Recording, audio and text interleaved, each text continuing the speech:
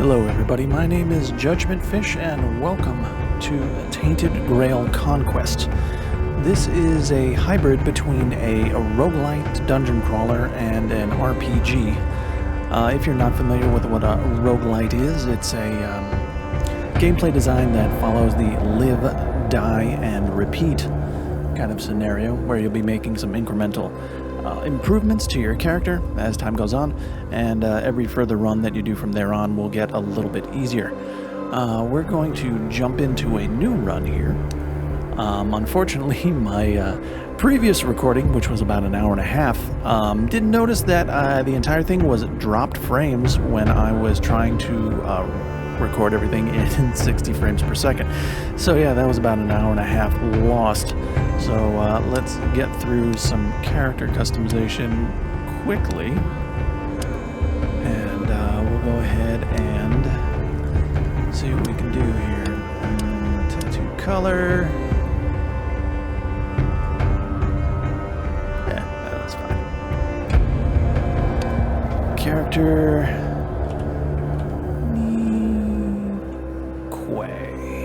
Sure. Here we go.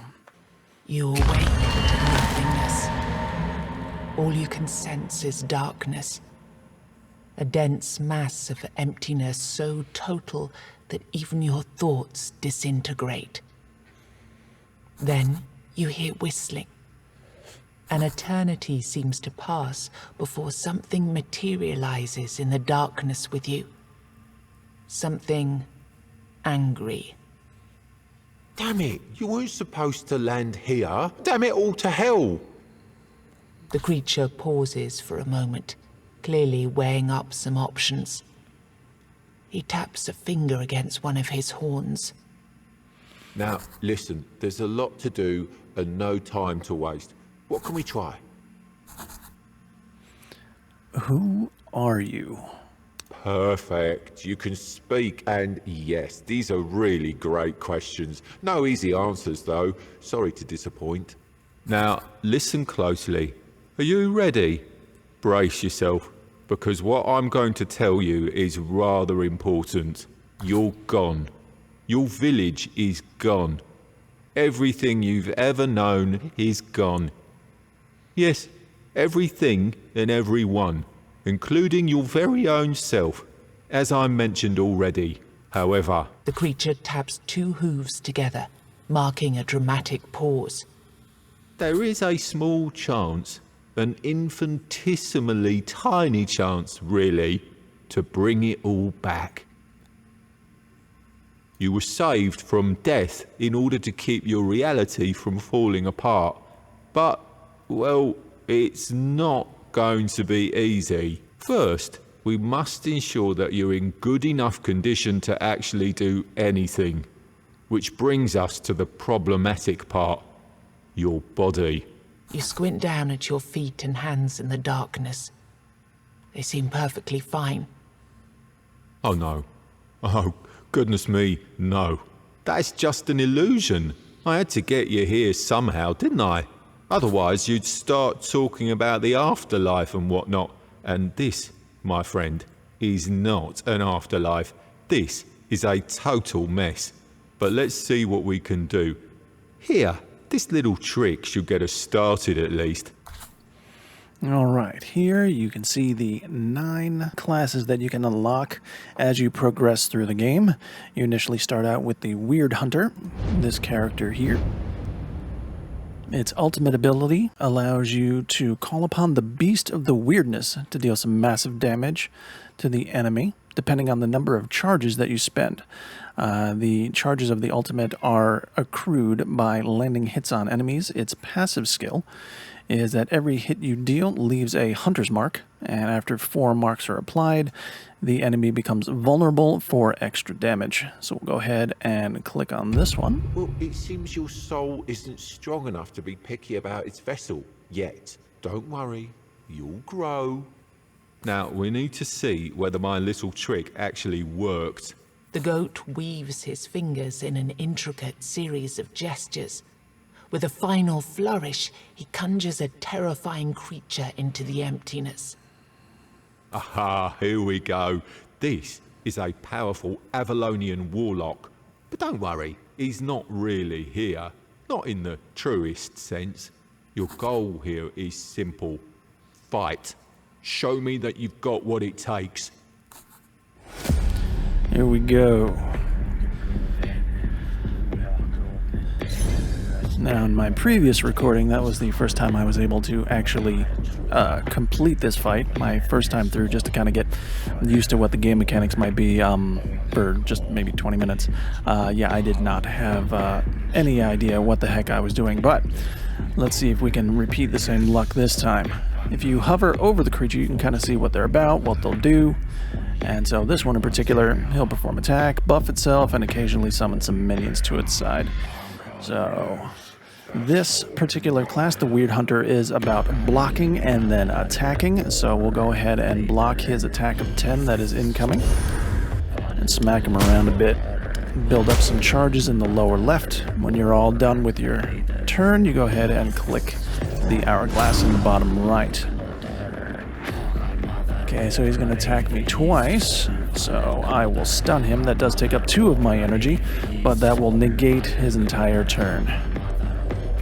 So, stunzy, and I only have 1 energy left. I'll attack him. Oh, he's back to hitting me for 1. I'll go ahead and do that, and attack twice. He is vulnerable, so an additional 100% damage incoming.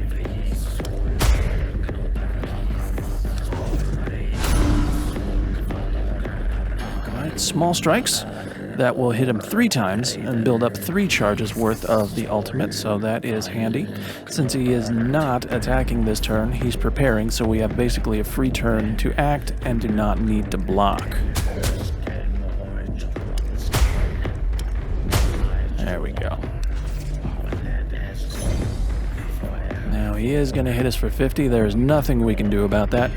So let's go ahead and build up as many charges as we possibly can.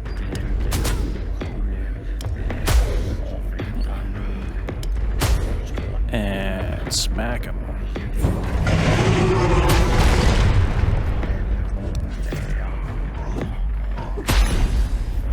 Okay. Now we have an item up here in the top left. We do have a healing tincture. We can go ahead and use that free of energy cost.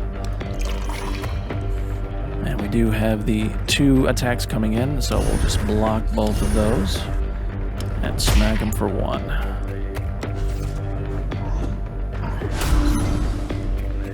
Okay, he's going to be buffing, so we can have another free turn.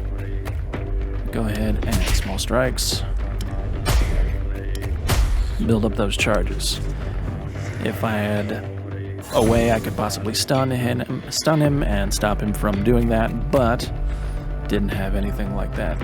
He did gain some armor, so we can use the overhead swing to decrease his armor by 10 until the end of combat. So we can go ahead and do that. I will block his attacks and hit him with an overhead swing.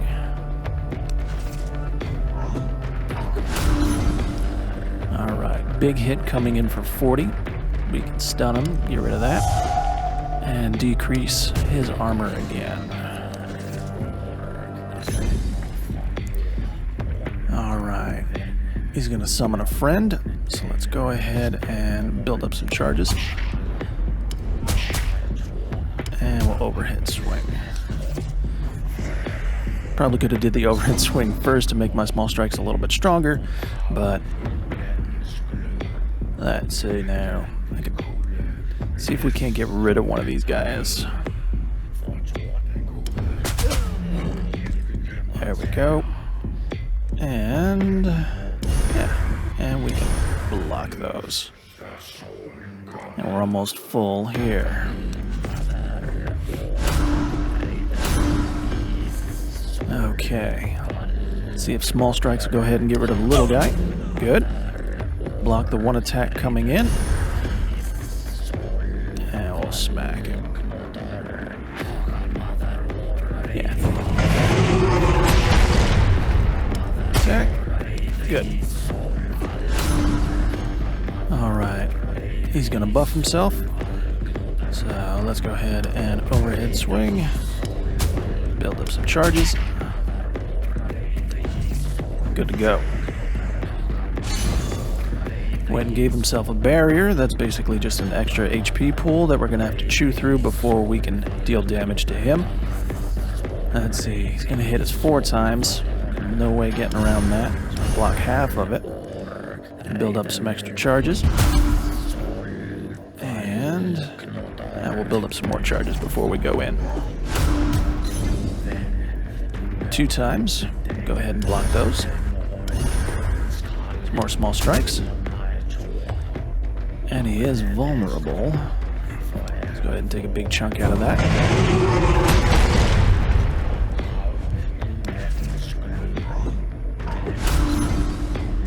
Still vulnerable. It's going to hit us for that so we can block the 1. Decrease. And small strikes.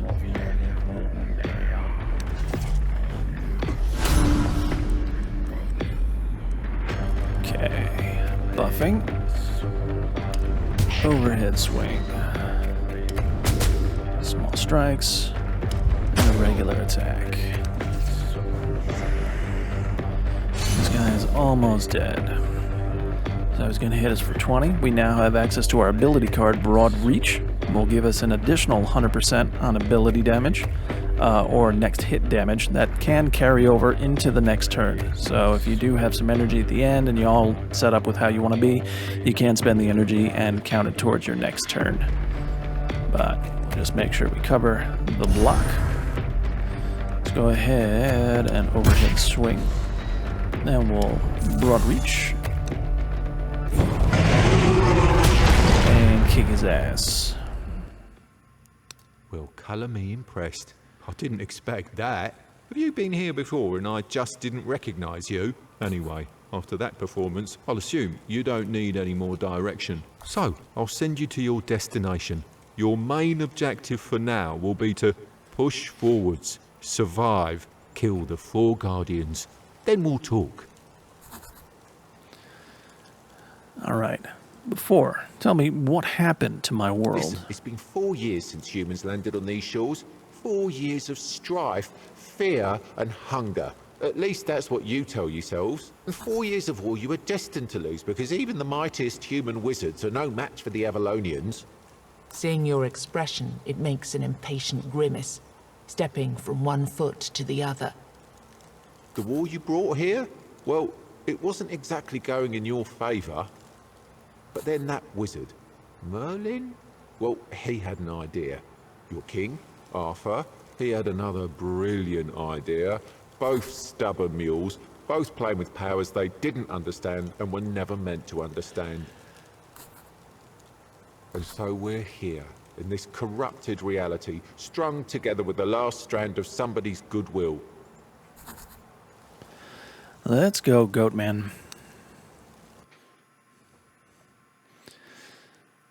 Alright, we're going to get plopped into our village. I'll show you around real quickly, and then we'll head out on our first run.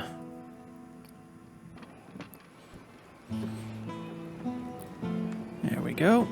Our first villager. Where your hometown once was, a lone man sits among the remains. He doesn't notice you. Only when you walk right up to him, he turns his blank stare toward you. It's not my farmhold, is it? I'm from up north, the land of fog. I don't know what happened. At least that's one thing you have in common. A creature that looked like a goat told me I'd wake up in a strange place, and that I'd find someone in need of my help there. The man looks at you for a moment. I've already made some preparations and settled in one of the tents here. I can't offer you much at the moment, though. This place is different. But you? I've seen an enormous creature out there. A column of stone. The evil energy it emits is beyond anything I've ever felt. I'd say getting rid of that beast would be a good start. Alright, quest number 1. Now, he will relocate himself over to the campfire. Every villager that you do recruit will take over one of these buildings, And each one of them have some different boons that they can offer you, items for trade, items for sale, and abilities to increase your character stats and other things that can make things a little bit easier as you go through this soon-to-be hellish landscape that you will see in a moment. But for him, he's in charge of healing. You can get some of the various currencies that you get from your runs that you can use to upgrade the healing mixtures, how much you can buy, etc., etc. So let's take a run out. There we go. As you can see, everything is darkly effed up out here, so you're gonna have to light a weird candle over here in the bottom left so you can actually see where you're going.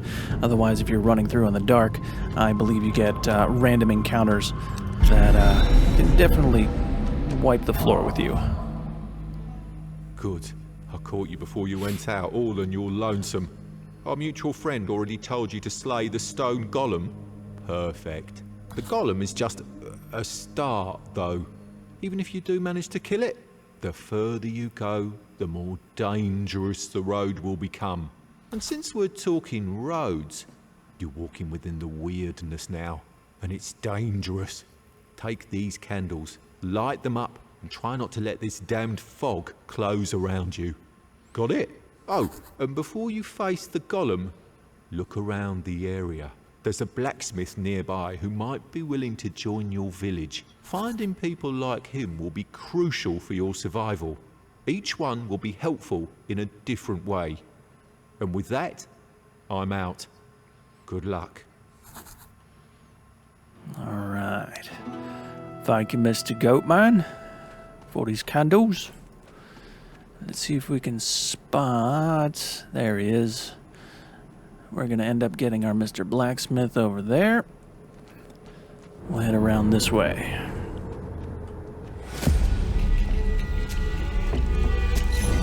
Alright, got ourselves an infected human.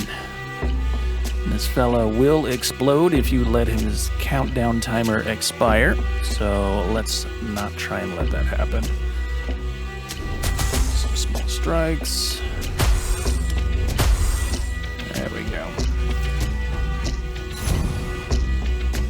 Alright, got ourselves a tainted card. Now, if you don't happen to use it, you will suffer whatever the consequences are down at the bottom. Sometimes they're alright, sometimes they're horrible, such as losing hit points or random increasing card costs or loss of card draw. So, he's not actually doing any damage this turn, but I don't want to have my, my next card cost increased by 1. But unfortunately, I don't think there's much I can do. So, yeah.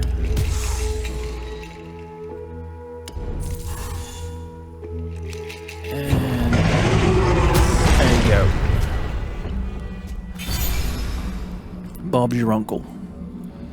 When you do level up, you can get new passives as well as a new card to add to your deck. Let's see.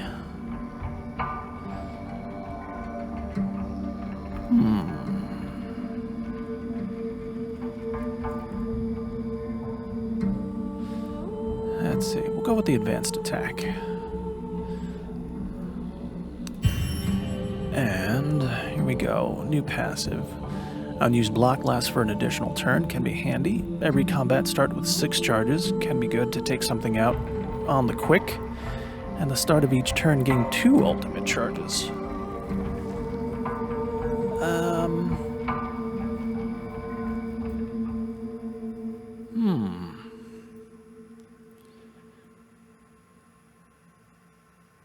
Let's try Eternal Return.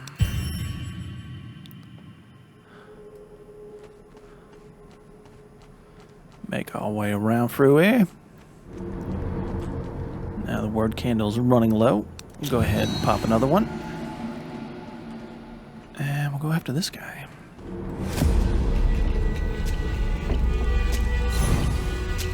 Okay, we got a healing Groot guy over here. This guy, the Abomination, attacks everybody. And then this guy tends to debuff by adding crappy-ass cards into my deck. So, what do we got here? Gain 50% damage, or next turn gain 10% armor. Not doing too much in the way of damage at the moment, but I am going to block this guy's attack. Throw in some small strikes, and then maybe overhead swing on the healer, because I'm going to want to get rid of him. He's going to help us out here by doing some damage. Let's see. I'll block the middle guard's attack. I'm going to take a little damage here.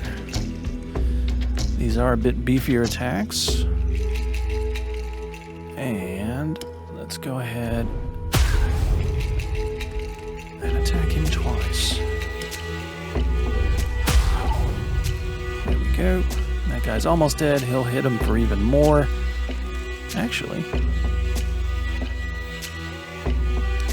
yeah, we'll just kill him outright.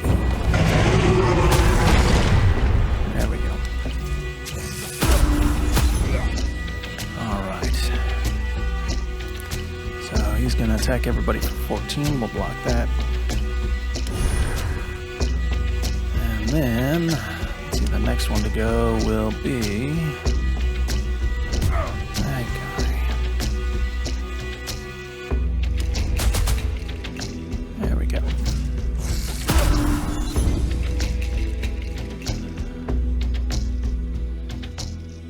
Let's see. I don't feel like taking much more damage.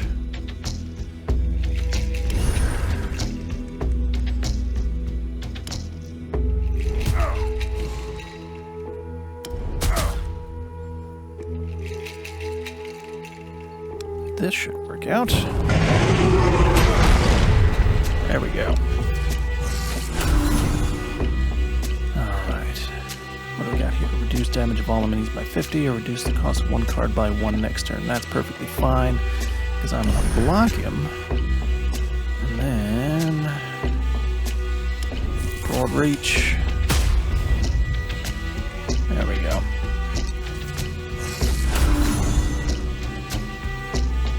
And we can probably just kill him this turn. And small strikes should do it. There we go. Level 2. No, 3. Can't count. Double plane. Duplicate the next card can be very handy. Draw 3 cards when we absolutely want to try and get something a little better than we got. Or deal 75% damage to all enemies. This could be handy. I'm going to take double pain.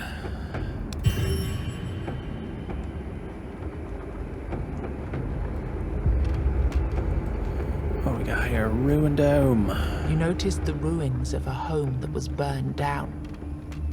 There's no telling whether it was destroyed during the war, set alight out of spite, or simply burned down due to an unfortunate accident. Let's see what we can find. Door in You front. find nothing, and the house changes again. Door to the left. A blood candle and a stag father's charm. All right. This guy. What do these guys do? Okay, so we gotta stun these guys, otherwise they're gonna get progressively more problematic. All right. Let's see what we can do to get rid of these guys as quick as possible. We'll focus on one. Okay. Stun an enemy. Handy. Okay. Stun you.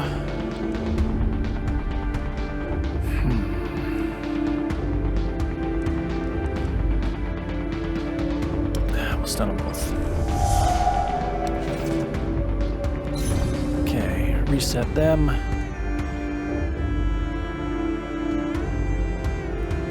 Okay, I can double pain. double the block. And, yeah, let's continue this. Okay, bunch of hits.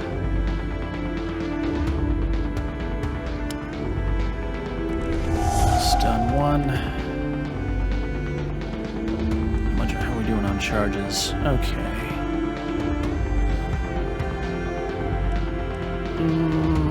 Might be able to kill him. Ah, crap.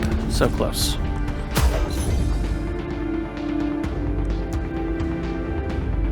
We can block. Kill him, get him out of here, and we'll start decreasing some defense here.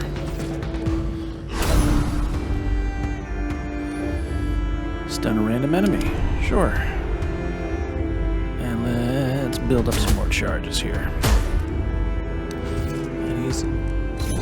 Ah, good. I can kill him now. There we go.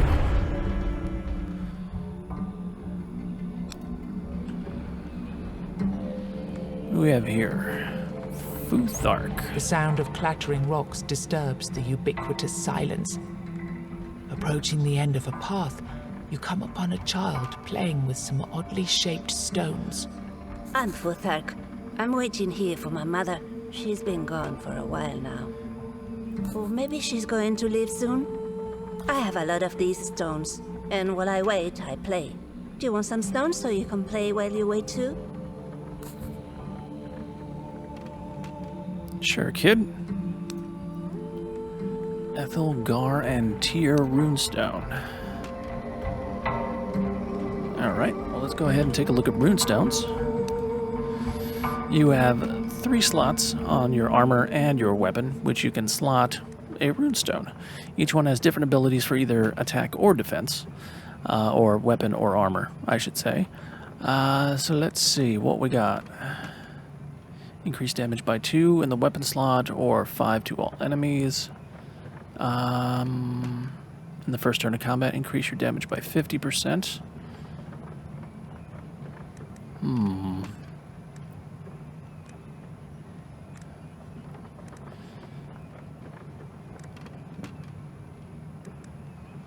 Let's go ahead and put that one there.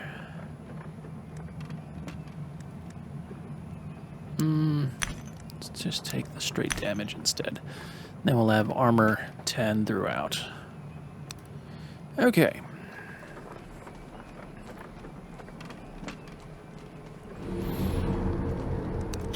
Pop a torch, and we have a florist.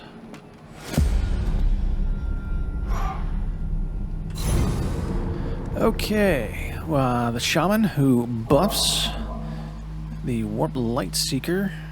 Weird Candle Burn level affects his attacks, and then the asshole that gives us horrible cards.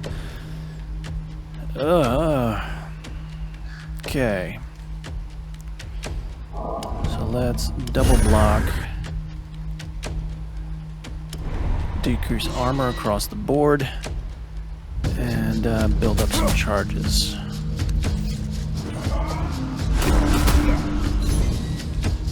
Ugh. What does this guy do? Reduce the armor of all enemies. Oh, that's not good. So we're gonna take more damage when our armor's down. Can I kill him right off with this thing? Not quite.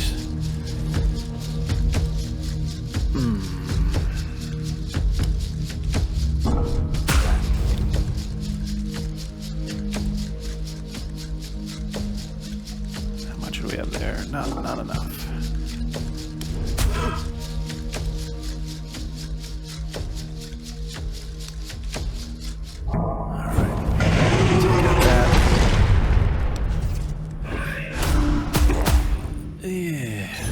Horrible. He's attacking all enemies, so I can block. Nope, not that. 2 blocks, and get him a little closer to death. Not that one again. Yeah. That is problematic. This should kill him.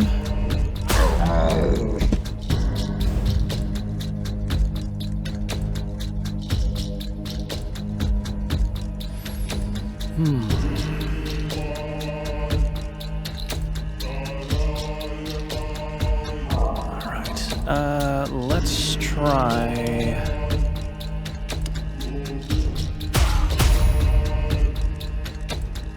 Close yet? Not close enough.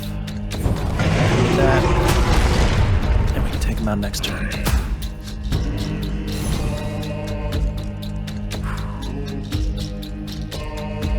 Don't have a block, so we'll reduce the damage.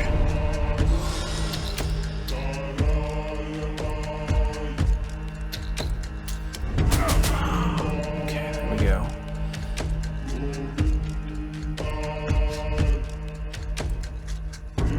Yeah, there we go. Alright, he's not doing anything. Small strikes, and he's dead. That could have gone better. And I'm so close to leveling. Hello, Florist. Wandering around, you notice that the plants on the ground around you are more How's a like florist muscle doing out tissue here? than typical vegetation. Then you notice an old man smiling at you in a disturbingly friendly manner. He's sitting near an enormous pool of blood and stacks of fancy bouquets made of body parts. Hands, hearts, testicles, arms, all held together by an unknown power, Gross. form the shape of a sunflower. Your horrified eyes pass over baubles made of kidneys and macabre flowers tied neatly with intestine ribbons. Come, don't be afraid. I suppose some might consider my shop rather extravagant. Yeah. But trust me, you won't find anything quite like my bouquets in these woods. Oh, yeah, I believe you. I don't want any bouquets made of testicles. What the hell?